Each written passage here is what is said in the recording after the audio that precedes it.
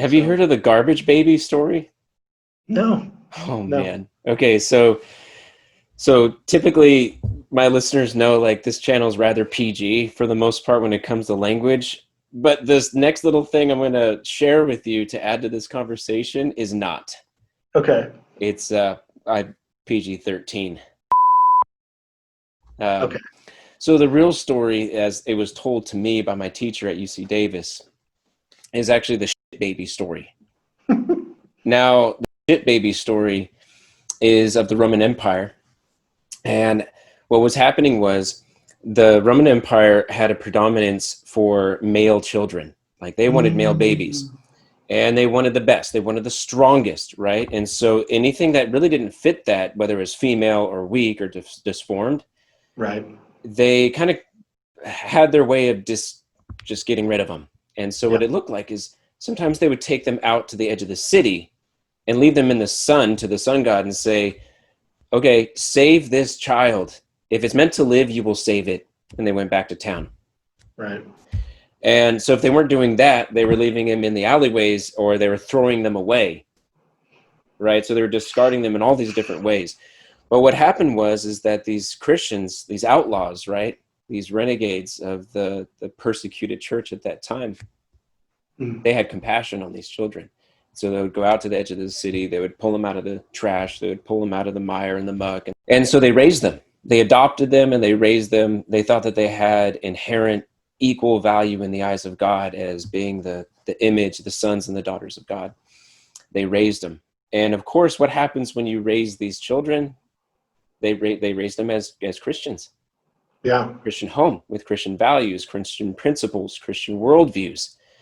And most of the ones that they were raising were women. And of Yeah. course, whenever you discard all the women as Rome, what do you think all the Roman men want? They Right. have this like lopsided male population, so they have to go find themselves some females. So inevitably they intermarry with the female Christian raised babies and they form Wow. families. Well, what happens to the children whenever they're raising this family? The women are the ones that are the teachers. The men go off and they conquer the world and go to the state senates and the assemblies and do business. Meanwhile, the women are raising the children, right? So you get what's happening here. And so they Yeah. raise the next generation of men and the women according to the Christian principles and worldview and the values. They raise them as Christians. This keeps going up. So it starts at the lowest of the low in the rubbish heaps, but then it Right. starts like climbing its way up the social hierarchies, all I'd the way up, forgotten that. all the way up to Constantine's mother, Right. right? So his mom, Christian woman, raised him with the Christian worldview and the Christian values and whatnot. And that's how it happened. And then the entire nation of Rome was flipped just like that. We're still dealing with that. Obviously the Chinese one child policy, same phenomenon where they're choosing men over women. Um, that's always I can't get out of that habit, I guess. But that's just an amazing story, amazing part of that flip. Wow. Yeah. Well, I think the key there too is just like diligence and patience. I just want to keep getting Mm, back to that is like that's a virtue, man. That is a muscle that you have to exercise with practice and doing the thing.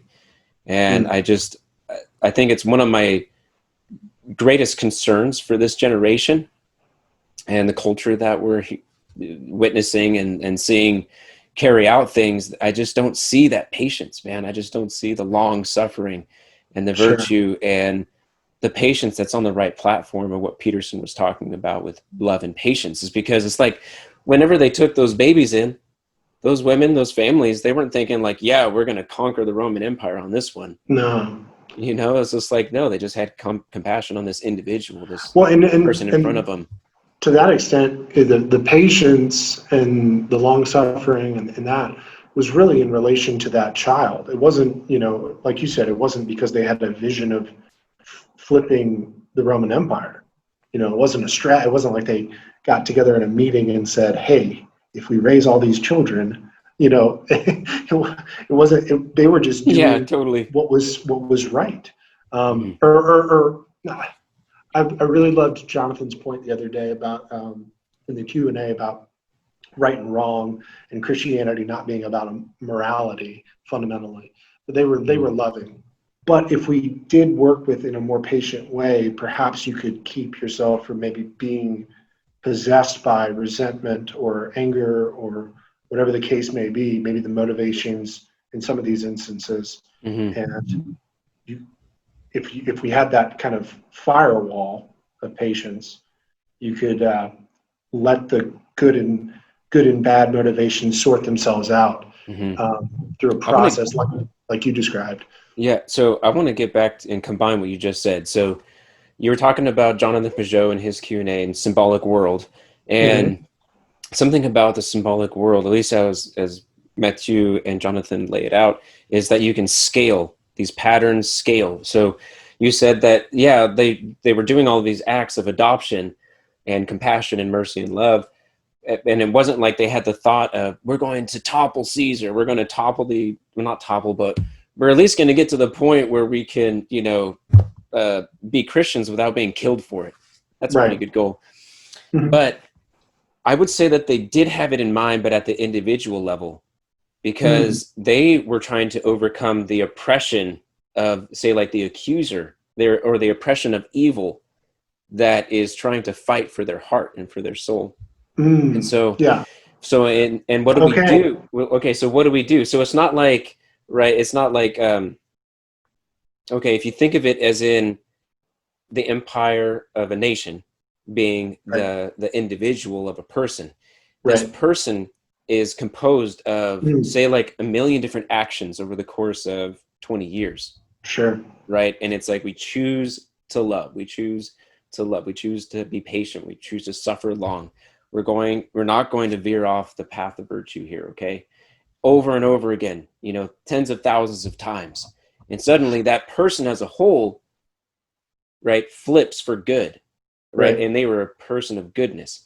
Okay. But if you scale that to the national level, right, and you look at the nation as a whole, and it's composed of all these different individuals, right, over the course of a certain amount of time. And if you have individual by individual, just like act by act, flip and choose good over evil, or choose Christ over whatever else, then you can flip a nation, the kind of whole like body, all up and down the hierarchy, or the whole body, the whole structure. So in a way, like at the individual level, you're like not thinking about Rome and Caesar, but you're thinking about like Roman Caesar and here. It's the relationship of the choice between love and violence, grace, and the way that manifests at the political level. With the political body, and all those choices. That's a very good point. It's the same pattern. It's the same relationship of turning the other cheek, of loving your enemy, and refusing to meet evil with evil. That same pattern at the individual level, scaling up to the whole. That's a great point. And to bring it to today, right, if we think of ourselves in this moment, we have to be like Jordan Peterson. We have to say, like, the ultimate victory is peace. Yeah. Right. The highest goal. Right. And to be completely candid, that is a thing I struggle with, because I feel there's a part of me that definitely feels the desire to just lash out in response. Yes. Yeah, it's a strong temptation today. Yeah. I don't care what side you are, man. Like, everybody's feeling that. Absolutely. And I watched Dave Chappelle's 9-minute special, and it was a really good listen, because I could put myself into his perspective and agree with every single word, and know what he was saying was true from a phenomenological perspective, but also and really know that what's missing is we're not empathizing with one another across the whole board, in the same way that these crowds are not empathizing with historic figures. There's no empathy for the past. So it really is, so much of it is just a lack of seeing Christ in the other, and that has to be the answer, because if that isn't the answer, it's just power. Hmm. But that temptation to just say to hell with it Hmm. and reach for power is strong. But man, the phrase "to hell with it" is very appropriate Yeah, because couldn't. that's where it I don't have a goes. better way of saying it, because Mm, to hell with it is also at the same time to say, like, to hell with you. Like, you're letting yep, hell or evil overtake you, right? absolutely. It's you're being toppled, you know? Yes, And I yes, think about that would be like those mothers and the families deciding, you know what, we're just going to leave that baby in the trash. It's something like that. And it's yeah. like, we're not going to choose compassion today. You know, like those Romans, man, like they just don't have an appreciation for their babies. Just let the babies rot. It's their kids. It's not You ours. We have could, enough mouths to feed, you know, like all of those. They thought that, right? They yeah. weren't these like perfect people, It would but be they like like, you could they fought it. how easily you could just be a cultural critic of Rome. You Yeah. know, you could just say this. I think about it in terms of kind of in the circles that we're in with, say, kind of this rediscovery of a traditional worldview. Uh huh. There's a lot of criticism of modernity, Roman decadence. Look at this sign of Roman decadence, and just Hmm. made a critique about how terrible it was. And it would be true, but it's not. That wasn't the action to take. In the same way that I can look at modernity or my own worldview growing up, and I can say that was just so broken. Hmm. And but then what? Okay, and it helps to understand the abstract, but then what really matters is that lived pattern Hmm. of love. That's very powerful. It's a great point.